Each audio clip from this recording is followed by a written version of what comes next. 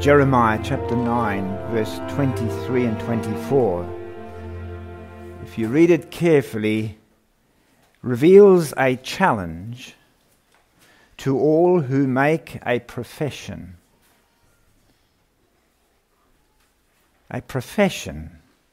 for which they can be proud of.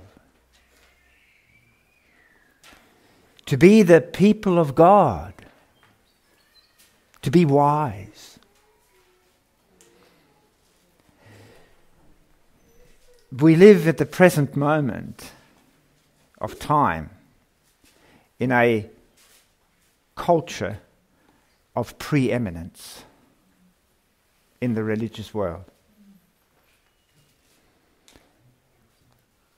Our churches, the churches and the companies that exist today, especially among Adventism, are flaunting their preeminence. We uphold the pure truth. We are the right ones. And you see this throughout the planet at this time. Or we are the true representatives of God's truth. There is a glorying in this.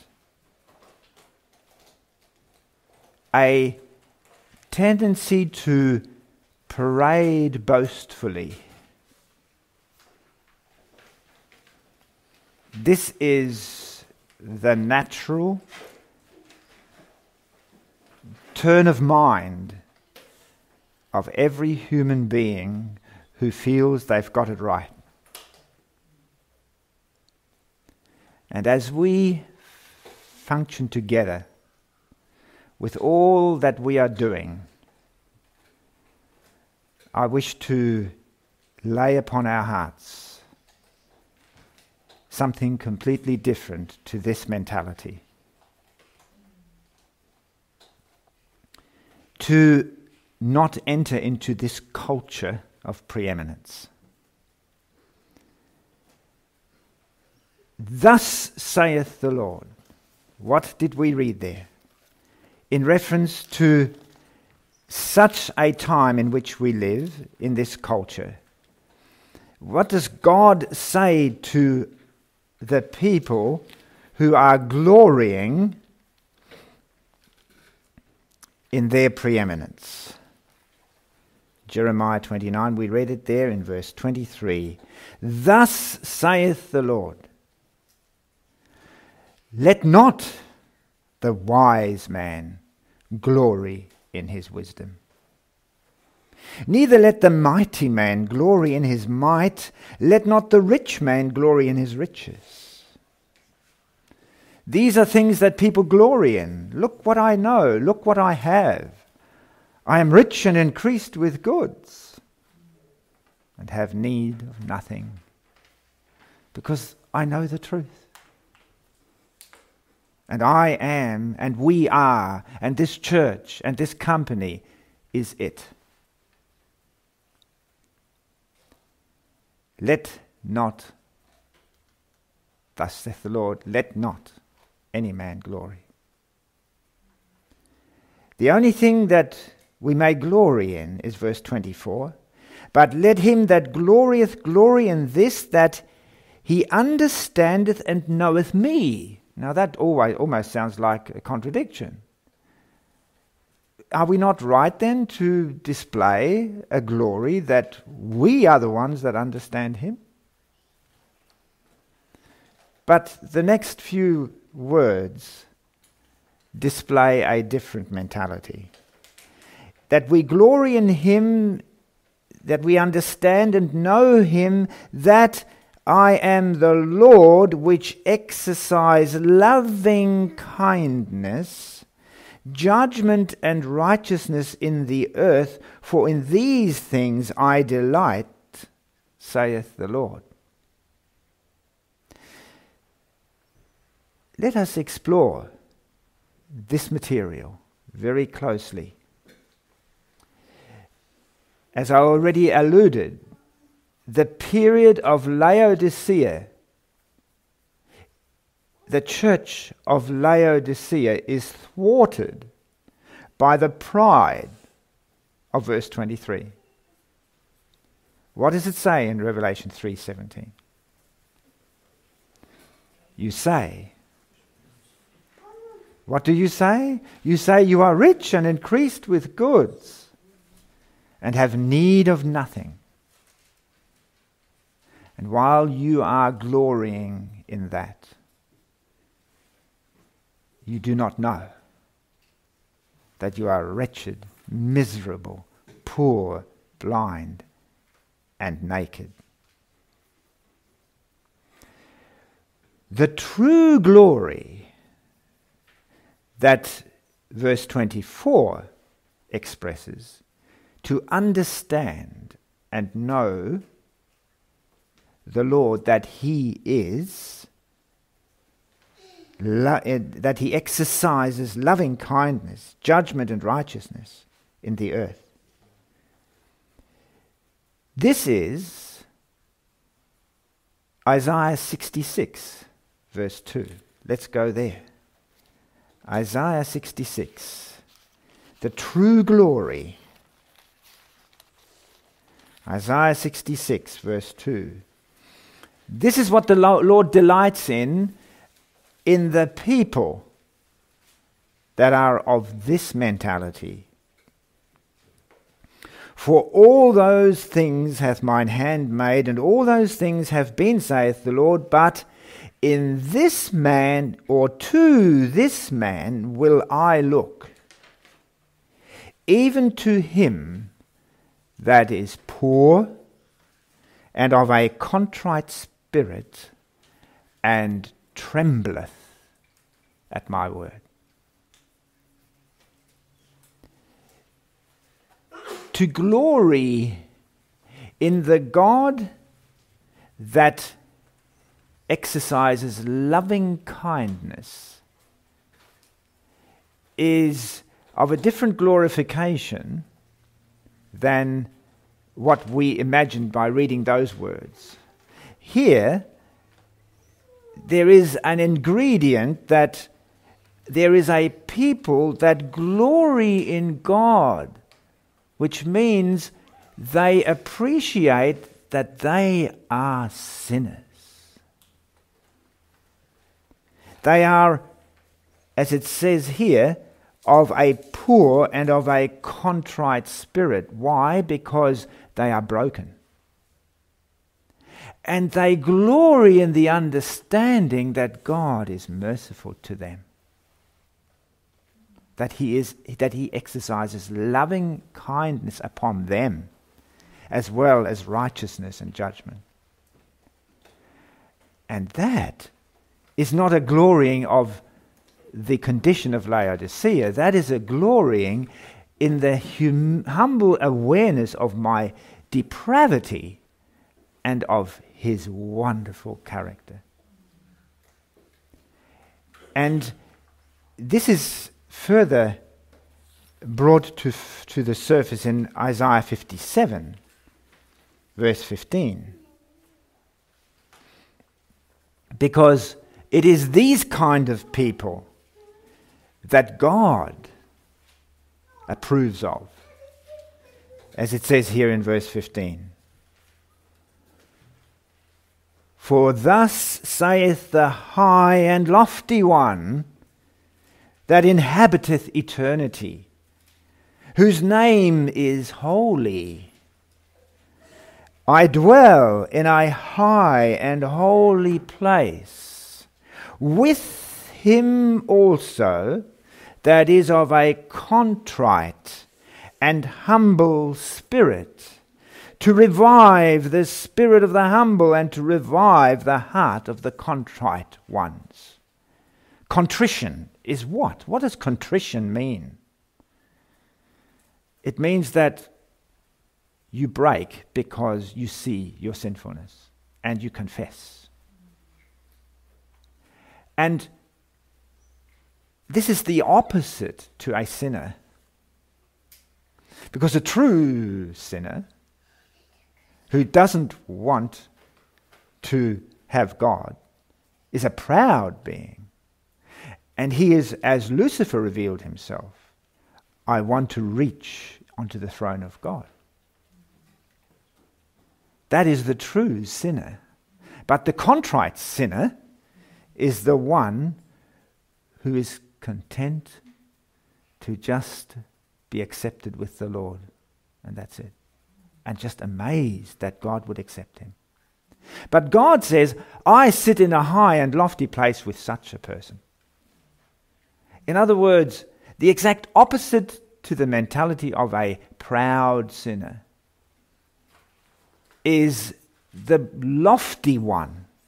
Because if you examine this scripture very carefully, it actually says that God is like that. Because if he sits in a high and lofty place with him that is of a humble, contrite heart, what does that make God? Humble, contrite. Because that is the throne upon which he sits. A throne with those that are humble and contrite. So the first man that ever demonstrated that on earth in its completeness, from the beginning to the end, was who? The first man that demonstrated the true condition of that contrition. It's written in Philippians chapter 2. Philippians chapter 2, verses 5 to 9. Philippians chapter 2, verses 5 through to 9. And here is the mind of that which sits on the throne. Let this mind be in you, which was also in Christ Jesus, who, being in the form of God, thought it not robbery to be equal with God, but made himself of no reputation. He didn't glory in anything. And took upon him the form of a servant, and was made in the likeness of men. Is that where it stopped? No, when he found himself in fashion as a man, he humbled himself and became obedient unto death, even the death of the cross. Even the death of the cross. What was that? It was the death of an abject sinner. That was the death of the cross. And that is the true nature of the one who sits upon the throne. Because this man did that when he humbled himself as a man to the cross, wherefore God also hath highly exalted him, and given him a name which is above every name. The remnant people of God, the remnant church, the remnant of her seed of Revelation 17, verse 12. The remnant of her seed are identified by this mind. It's written in Revelation 3, verse 20 and 21.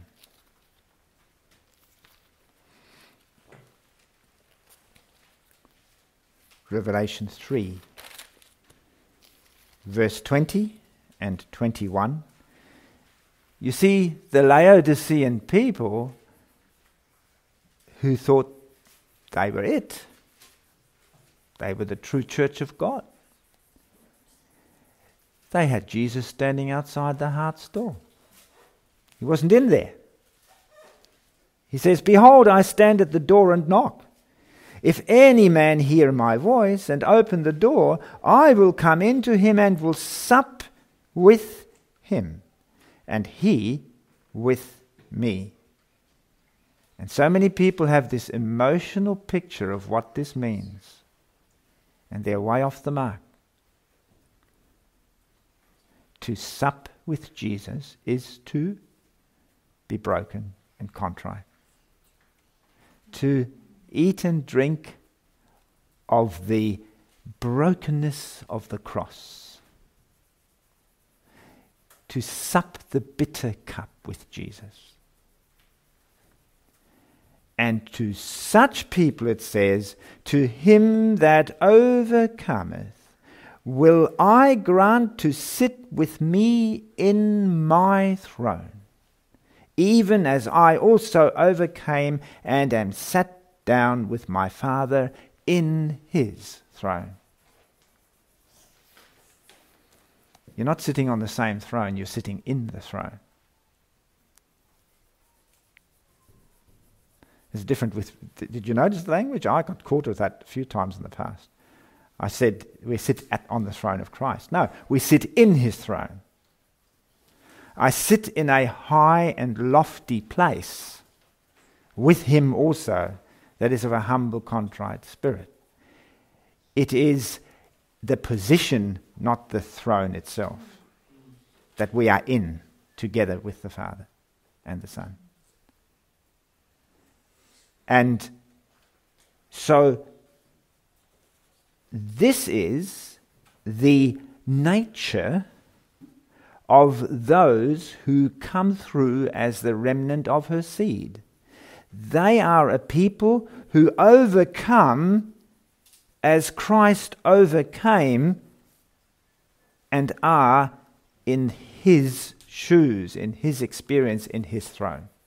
Because as we read it there, let this mind be in you which was also in Christ Jesus, that when Christ did all that, he came down and down and down and down to the very depth of human depravity to lift him up. And not unless we are of the same mind can we be lifted up.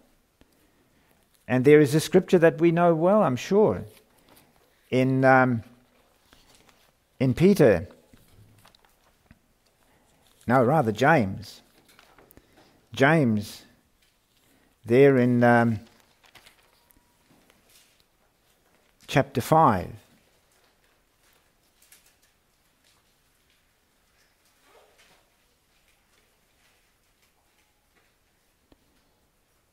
It says,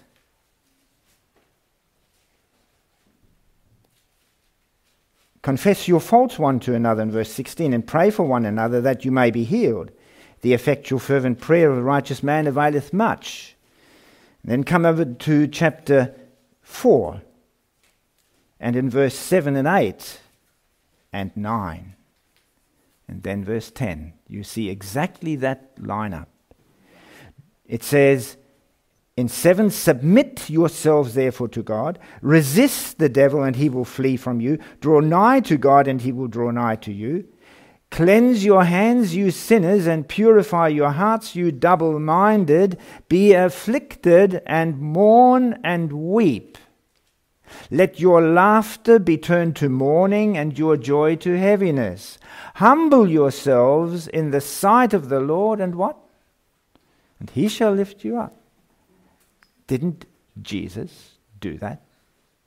He came down, as we read in Philippians 2. And we are called to come down with him. Come down from the glory of my own imagination. He that glorieth, let him not glory in his own glory. Let his laughter, let his glory, let his joy be turned to mourning and heaviness. Then he may be lifted up. These are the remnant people of God. Indeed, there is only one way of understanding God. There is only one way of understanding God. It's written in Desire of Ages, page 494, paragraph 4.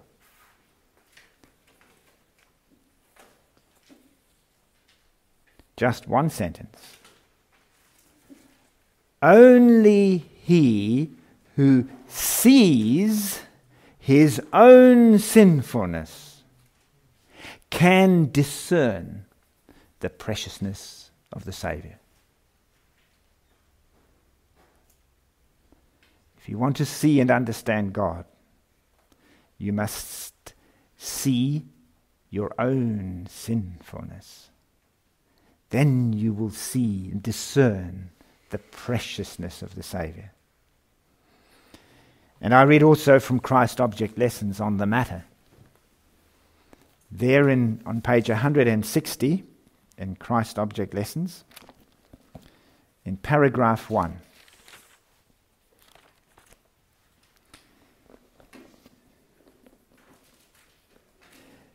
The nearer we come to Jesus,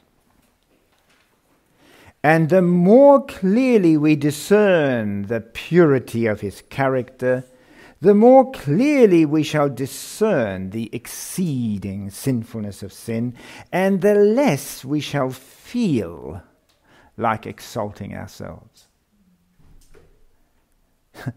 This glorying that we are God's people will be melted out of our mind. Those whom heaven recognizes as holy are the last to parade their goodness. Those whom heaven recognizes as his people are the last to parade their goodness. The Apostle Peter became a faithful minister of Christ, and he was greatly honored with divine light and power.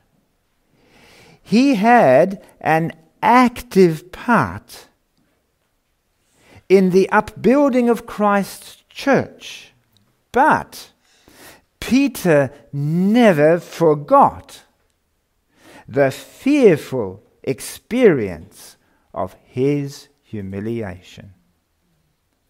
His sin was forgiven, yet well he knew that for the weakness of character which had caused his fall, only the grace of Christ could avail. He found in himself nothing in which to glory. He found in himself nothing in which to glory. Can you see how this qualifies our scripture reading? That if anyone will glory, let him glory in what? That he understandeth and knoweth me. That there is nothing in myself to glory, but I see Jesus' amazing glory, his character. That loves me even though I'm such a wretch. Spellbound. Brings tears to my eyes every time. In fact, I had struggled to read a scripture reading this morning. Just to see this God in the light of yourself.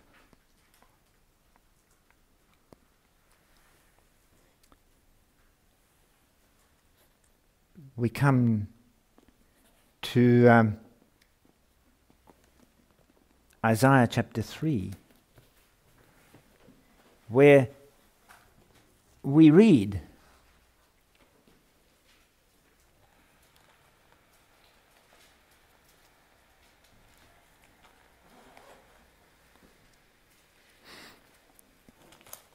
the thought that comes from all this: where and who is God's remnant church today with whom he can entrust,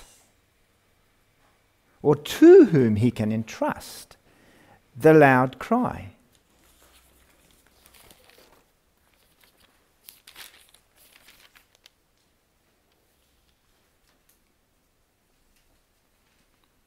In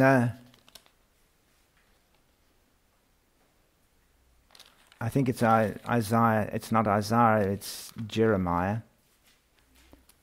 Zephaniah. Zephaniah chapter 3, verses 11 to 13. Here it is. This is a direct assistance to us in everything we've just been contemplating in reference to the nature of these remnant people through Jesus, as we've just explored it. Here now in verses 11 to 13 is what God says once again. In that day shalt thou not be ashamed for all thy doings, wherein thou hast transgressed against me. For then I will take away out of the midst of thee them that rejoice in thy pride. And thou shalt no more be haughty because of my holy mountain. Can you see what's said there? We are God's people. We are God's holy mountain. You will no longer be haughty. You will no longer be part of that people that glory and rejoice in your pride. I will also leave in the midst of thee an afflicted and poor people, afflicted and poor, and they shall trust in the name of the Lord. The remnant of Israel shall not do iniquity nor speak lies, neither shall a deceitful tongue be found in their mouth, for they shall feed and lie down, and none shall make them afraid. Can you say that you haven't been deceitful? Can you say that you've got a perfectly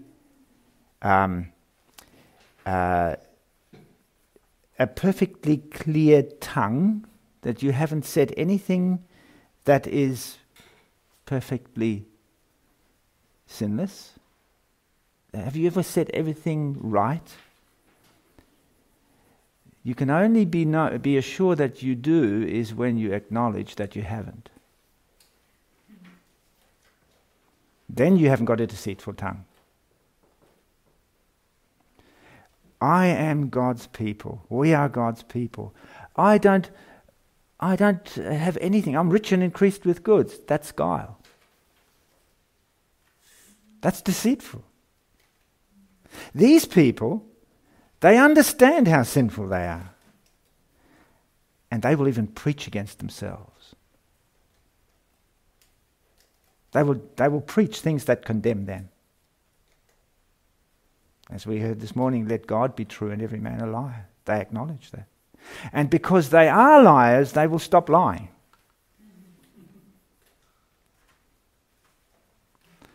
They will acknowledge that they are liars. And that is not a lie. These are the depth of a people, and I've puzzled over that for years, that the 144,000 are without guile in their mouth. They have no fault before the throne of God. But where did they come from? They came from the 12 tribes of Israel. And you study the 12 tribes of Israel and their evil natures, and you can identify somewhere with them. And I'm going to be among the 144,000 who are perfect and have no fault before the throne of God. It is only possible through what we are looking at here. It is only possible when there is a activity of humble, broken contrition. When one recognizes that we are not worthy to be that people. Isaiah, we read there in Isaiah 66. Let's go back, where he said to these people, he will look. Heaven approves these kind of people. Isaiah 66. That tremble at his word. Why do they tremble at his word? Because it reveals themselves to themselves and they tremble. And here it is in verse in that verse 2. And then we'll read verse 5 and see the contrast between the two classes at the end.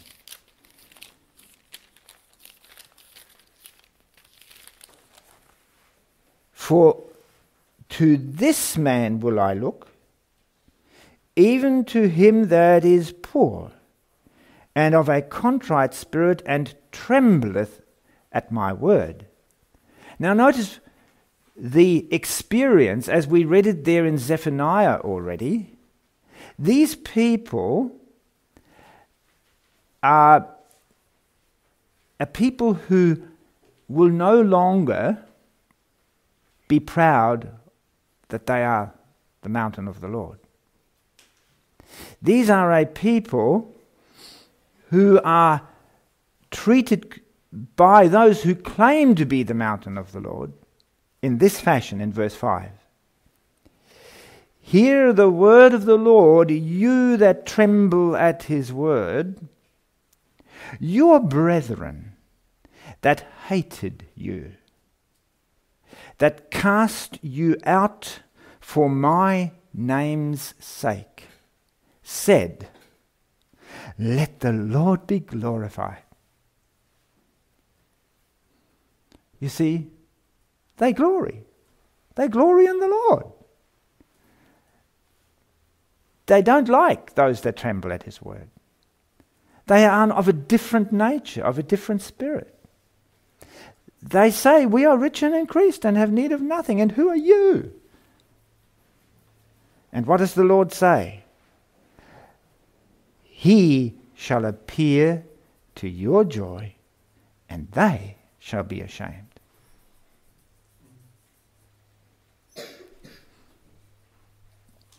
So, why is this? That these glorying people who glory in their wisdom and the riches and think they have need of nothing and parade it. Why are they not accepted before God? Because they do not understand by experience the whole exercise of the gospel of Jesus Christ. They have a theory which may be truth, but they do not have that theory as it is in Jesus.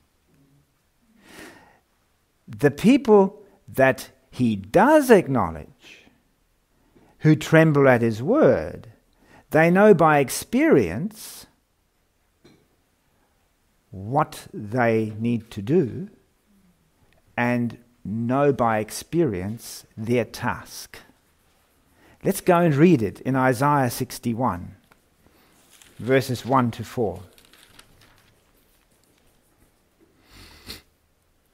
Here are these people who are lifted up by the Lord, who are in a broken state. That's in Isaiah 61. Reading there in verse 1 to 4. The Spirit of the Lord is upon me. Who's speaking? You know who's speaking. Then remember when Jesus cited these words and what they did to him in Nazareth? He said, this day are these words fulfilled in your ears. And what did these proud people do? Follow it carefully. The Spirit of the Lord is upon me, because the Lord hath anointed me to preach good tidings unto the meek. He hath sent me to bind up the brokenhearted, to proclaim liberty to the captives, and the opening of the prison to them that are bound, to proclaim the acceptable year of the Lord, and the day of vengeance of our God, to comfort all that mourn, to appoint unto them that mourn in Zion. They're trembling, they're mourning. Their laughter was turned to heaviness, and their joy to heaviness, their laughter to mourning. To give unto them beauty for ashes, the oil of joy for mourning, the garment of praise for the spirit of heaviness, that they might be called trees of righteousness, the planting of the Lord, that he might be glorified. There's the glorying. But notice now, what will these people be and do that have been so aware, like Peter became aware, and never forgot his true condition? He always trembled along the way, just like all these people do. It says, and they shall build the old wastes, and they shall raise up the former desolations, and they shall repair the waste cities, the desolations of many generations. Where's another text that says that? Isaiah 58, yes. The very description of the people of the last days that we acknowledge. Here, this is qualified through the man who came down and was that meek and contritious person, and releases those who are in the state of sin from that terrible thing, and brings them into a position so that they can be those who are repairers and the reformers and the restorers. They that shall be of me shall build the old waste places. Here is the nature of the true reformers, the true restorers, those who are going to give the loud cry. In the book Voice in Speech and Song, page 31, is the admonition of what God's church is meant to be doing. It says, Bible religion is not to be boastfully paraded, but quietly practiced in good works, in good words and works. Quietly. Is there a paradox here? It's a loud cry.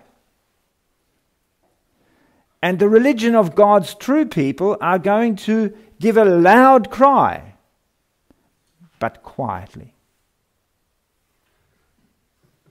Quietly practiced in good works, in good words and works. You see, you've got to have a changed mind to understand this. And hopefully we will appreciate this and adopt it and embrace it so that we may be among that people.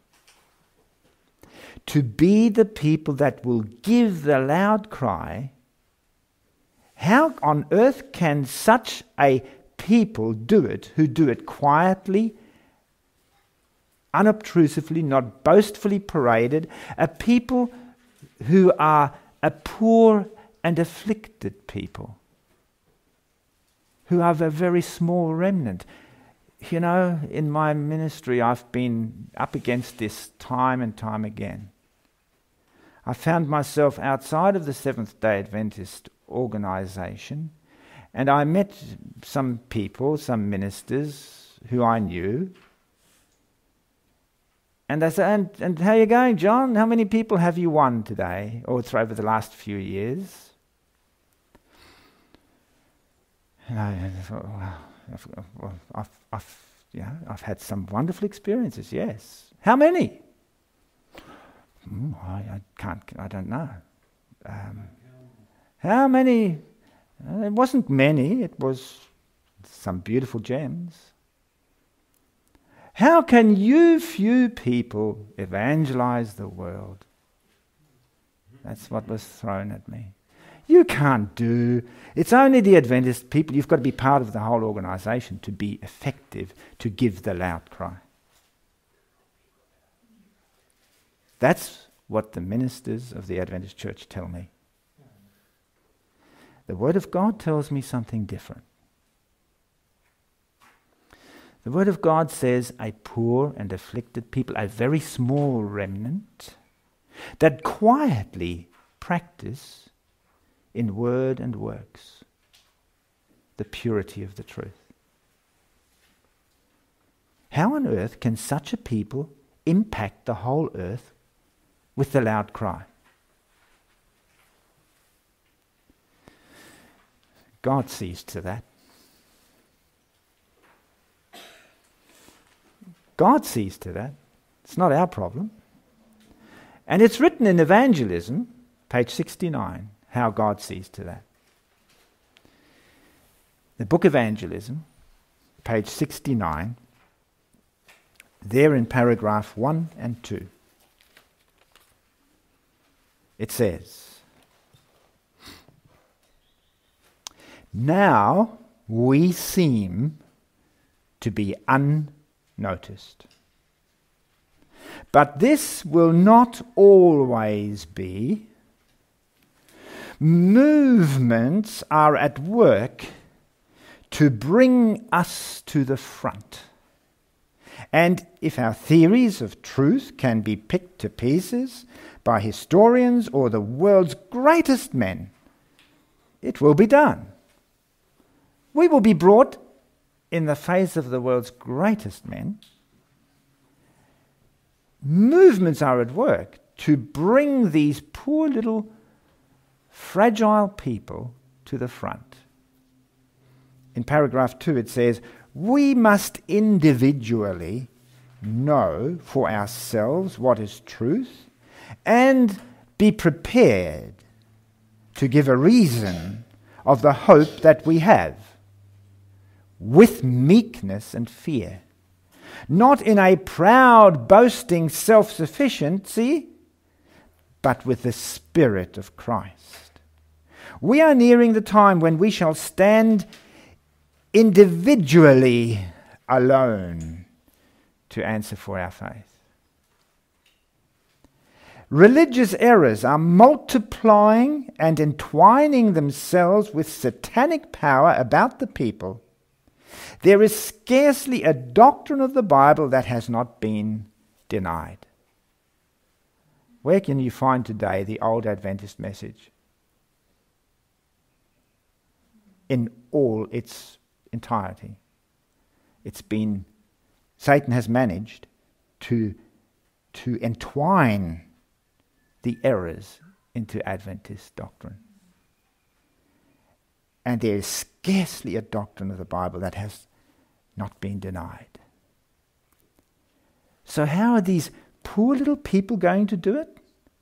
If they have it right in Jesus as they really should have it, they will be a poor and afflicted people, and movements will be at work to bring them to the surface.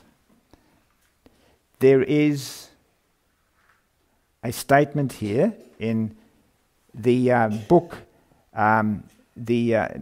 Testimonies to Spalding and Megan, SPM, page 1, in paragraph 5, it says, "The saints then will be an obscure people, little known to the Catholics." Page 1, paragraph 5. An obscure people.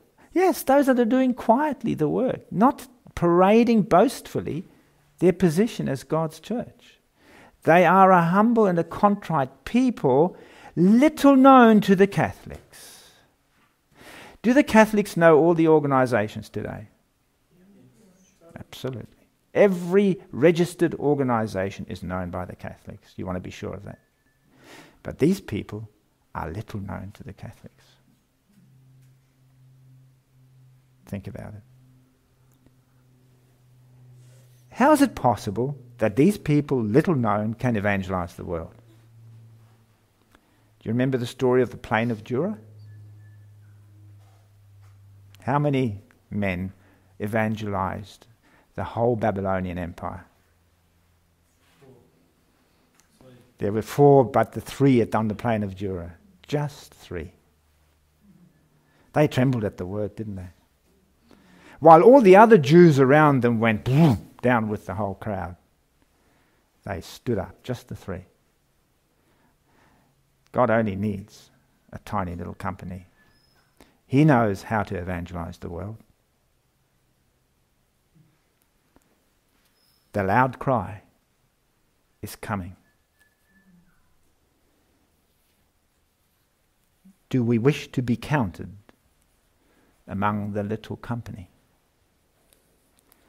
Then we need to understand our present mission, and our present mission needs close attention.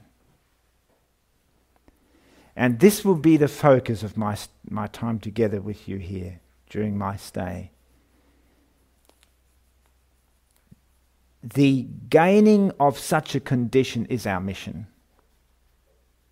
Many times we think in missionary work we have to go out there and stir up the people. We need, our priority is to gain a condition that will constitute us as that company. While we're out there doing missionary and we're not gaining that condition, we will not be that company. And then we want to study the exposing movements. As we read there, movements will be afoot that will expose God's people. That will be our study next Sabbath. And finally, the true nature of the loud cry. The true nature of the loud cry. So, may God help us to become touched by His words when He says, don't glory in anything else but that you understand and know me, and what that really means. May God help us to carry this with us and to assimilate it and understand and look closely to ensure what we must do that we will be such a people. Amen.